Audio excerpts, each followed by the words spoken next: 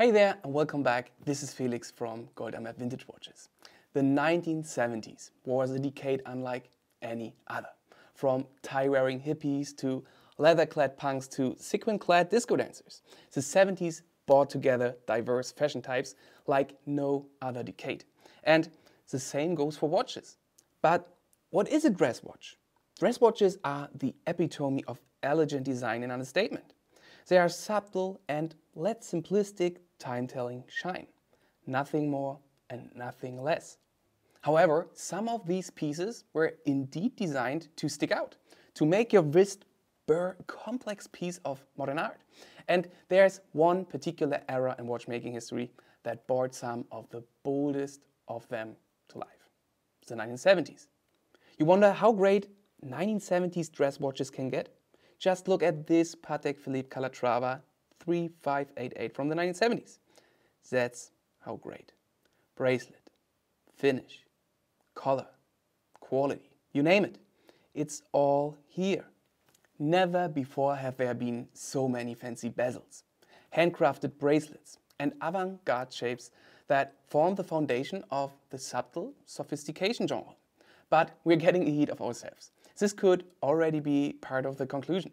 First, let's do the analysis of 1970s dress watches. Marcos, our article writer, once again took over 2,000 dress watches listed on Chrono24 and tried to show the trends of this decade. Doing so, we divided all the collected data into 5 sub-items: materials, bracelets, dial color, hands and hour markers, and what makes a 70s dress watch. So let's begin with the number 1, materials. It's not all gold that blinks.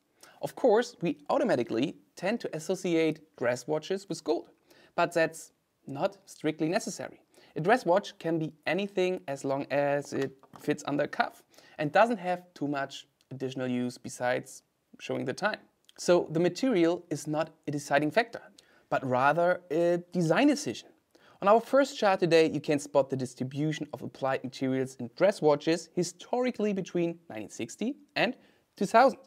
Golden dress watches clearly have been the favorite all throughout the last century, yet during the 1970s, it is a particularly common choice. 76% of all dress watches during the 1970s come in gold. That's an increase of roughly 20% compared to the 1960s. From the mid-1960s onward, we observe a strong trend toward full golden watches. At the same time, the demand for steel and also bicolored gold-plated dress watches decreased. In the mid-1970s, the picture began to change slightly. Not everyone had the financial resources to own an 18-karat gold watch, but it was hip to own the bling. There was a desire for style, for design, for owning something glorious. The public opened up to flashy designs with a strong wrist presence, and interest seems to growing by the minute. And so a new wave of gold-plated and two-tone watches was born. See also the rise of two-tone watches in the late 1970s and early 80s.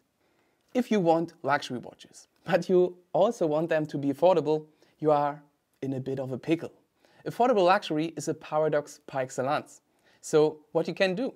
Well, Cartier was one of the pioneers in this particular niche that developed in the mid and late 1970s. The house that was known for providing haute jewelry to the richest and most famous people on the planet began targeting the elegance-hungry masses. First with the tank Mas de Cartier in 1977 and 1 year later with a bicolored Santos Carré. The Mas de Cartier line were pieces that featured a less expensive precious metal, silver, as a base material to which gold plating was applied. In similar fashion, the Santos Carré pieces were, for the first time ever in the company's history, a combination of 18K gold with a non-precious metal steel.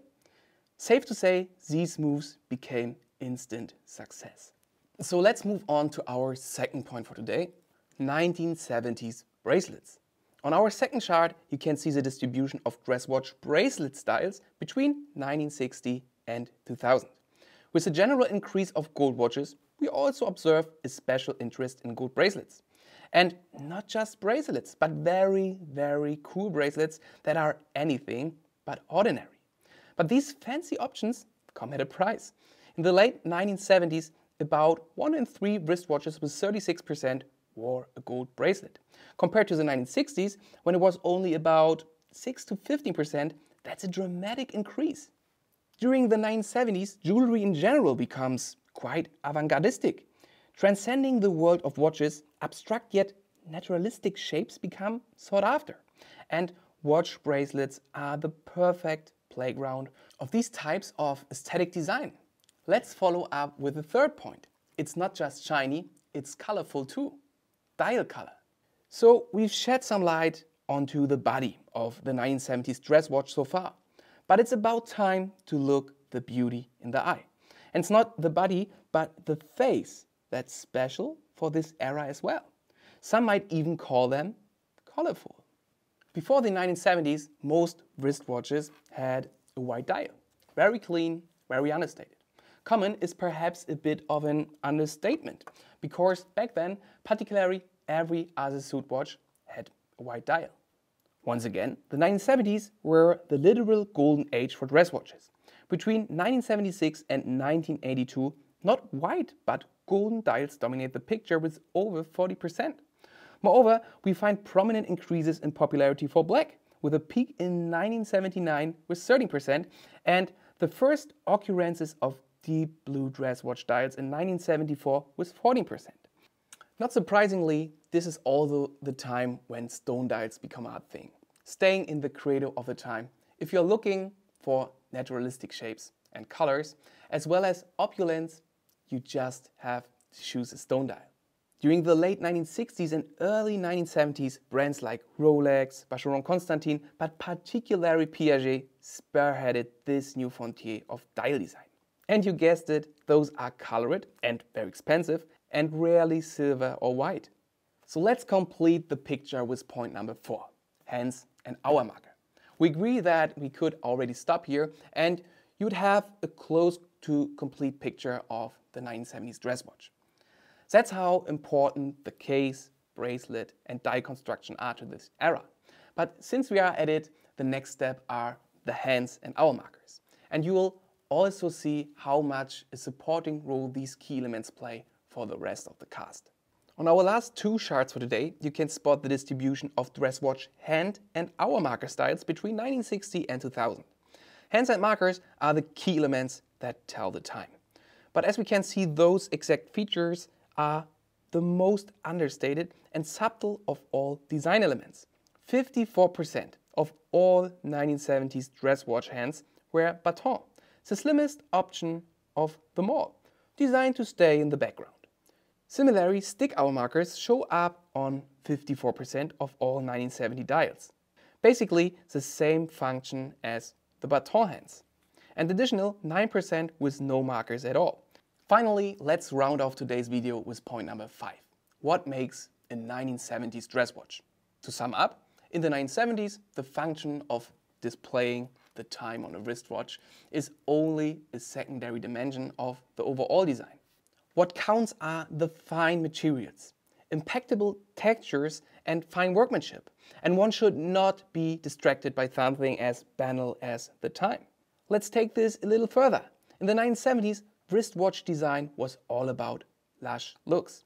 These loud pieces are a clear departure from the classic understatement of the genre.